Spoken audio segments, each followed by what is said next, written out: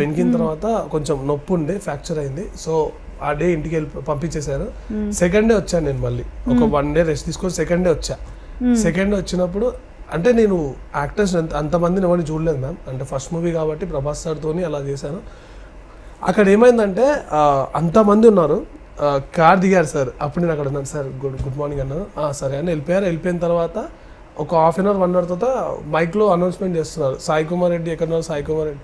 నేను పరిగెత్తుకుని వెళ్ళాను. అక్కడ ఏదో చైర్లో కూర్చొని ఏదో మాట్లాడుతున్నాను అనమాట అక్కడ అందరితోటి, ఇలా మాట్లాడుతుంటే సడన్గా కాల్ రాగా నేను ఊరికాను. అక్కడికి వెళ్ళేవారికి ప్రభాస్ సార్ ఎలా ఉంది, హ్యాండ్ బాగుందా, బాగుంది సార్, ఓకే కదా ఇప్పుడు చేయగలుగుతా, సారీ మంచిగా చేయాలి, yeah sir thank you, sorry అండి sir, thank you so much అని. అసలు అది నా లైఫ్లో మెమరబుల్ డే మ్యామ్ అది.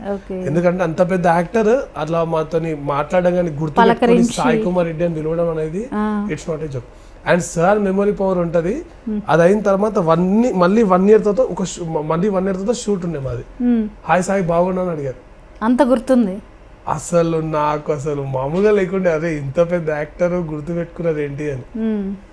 దాని తర్వాత మళ్ళీ ఇక్కడికి వచ్చిన తర్వాత కూడా ప్రకాష్ అన్న, మురళి అన్న ఇద్దరు అసిస్టెంట్ డైరెక్టర్స్ ఉంటారు మ్యామ్.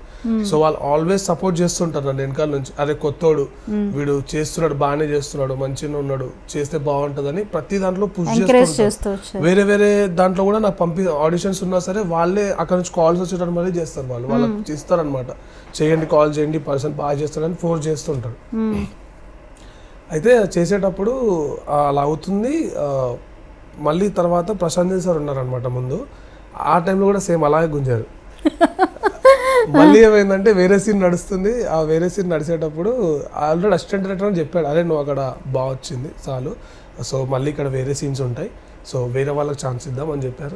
పర్లేదు అన్న, థ్యాంక్స్, నో ప్రాబ్లం, ఎట్లా వచ్చినా కనిపించాం చాలన్నా అనుకున్న కాన్సెప్ట్లో నేను ఉన్నాను. సీన్ వేరే వాళ్ళకి ఇచ్చారు. మళ్ళీ రైట్ నువ్వు ఇట్రా అన్నారు. ఎవరు నేనా సార్, ఒకసారి ఇట్రా అన్నారు. వీని పెట్టి ఇక్కడ వీడే కరెక్ట్ ఉంటాడు, వీని పెట్టి అన్నారు. మళ్ళీ అక్కడ హైలైట్.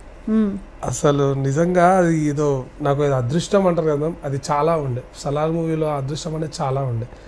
ప్రశాంత్ నీల్ సార్ అలా పుష్ చేసి పిలవడం అనేది ఇట్స్ నాట్ ఏ జోక్ కదా. చాలా పెద్ద డైరెక్టర్ ఆయన, అండ్ ఎంత విపరీతమైన కాస్టింగ్ కదా. చాలా కాస్టింగ్ లో ఆడిషన్ లో మళ్ళీ నీ వీడియో 2 times చూసి అనడం కానీ, అసిస్టెంట్ డైరెక్టర్ ఫోర్స్ చేసి ముందర తీసుకురావడం కానీ, అంటే వాళ్ళు నన్ను సార్ కరెక్ట్ కనిపించే పొజిషన్ లో పెడతారు అర్థం కాదు, ఇలా పెడతారు అర్థం కాదు. మళ్ళా నాకు ఒక సెట్ లో ఏమవుతుంది అంటే, మాకు సెట్ లో అమ్మాయిలు చాలా తక్కువ, అసలు అమ్మాయిలు ఉండరు. ఒకటే అమ్మాయి ఉంటది, ఆ అమ్మాయితో మీరు ఏ షూట్ చేస్తున్నారు అదేదని మాట్లాడుతుంటారు. నా దరిద్రం ఏంటంటే కరెక్ట్ ప్రశాంత్ సార్ కూడా దొరికిపోతా ప్రతిసారి. ఆమెతో మాట్లాడుతుంటారు, ప్రశాంత్ సార్ వెనకాల ఉంటాడు. 2-3 times జరిగింది అలా. మనము ఏం మాట్లాడినా రాంగ్ అయిపోతుంది, మనం సిస్టర్ అని మాట్లాడినా రాంగ్ అయిపోతుందో నాకు అర్థమైంది. తర్వాత ఇక అది పట్టించుకోరేమో ఆయన. మళ్ళీ నన్ను ఏం అనలేదు సార్. మళ్ళీ సెట్కి వచ్చిన తర్వాత మళ్ళీ సేమ్ రొటీన్ ఇట్లనే ఉంటుంది. ప్రతిసారి ఒక హైలైట్, మా టీం కనిపించిన ప్రతిసారి ఒక హైలైట్ అని నన్ను పెట్టారు నన్ను. మా టీంలో ఒక హైలైట్ పర్సన్స్ అంటే నేను, ఇంకో పర్సన్ మనోజ్ పర్సన్ అని ఉన్నారు, సో బల్లా బ్రో అని ఇంకో పర్సన్ ఉన్నారు, సో కొంతమంది టీం ఉన్నారు. టీంలో మేము హైలైట్ అయ్యామన్నమాట. అలా హైలైట్ చేశారు.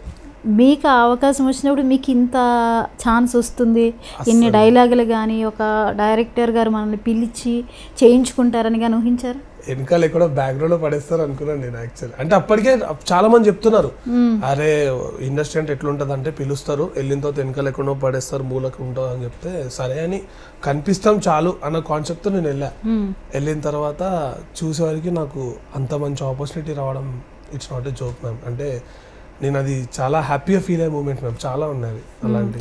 ఇది ఎన్ని ఇయర్స్ పట్టింది? యాక్చువల్లీ 2021లో మా షూట్ స్టార్ట్ అయింది. సో ఇంత టైం పట్టింది.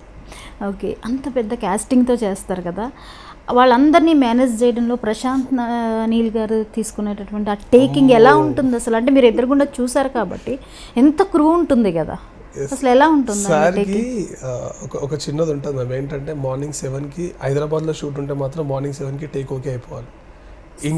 టేక్ ఓకే అయిపోవాలి. ఇన్ కేస్ టేక్ ఓకే అవ్వలేదో మార్నింగ్ వెళ్ళి మీరు గుడ్ మార్నింగ్ చెప్పారు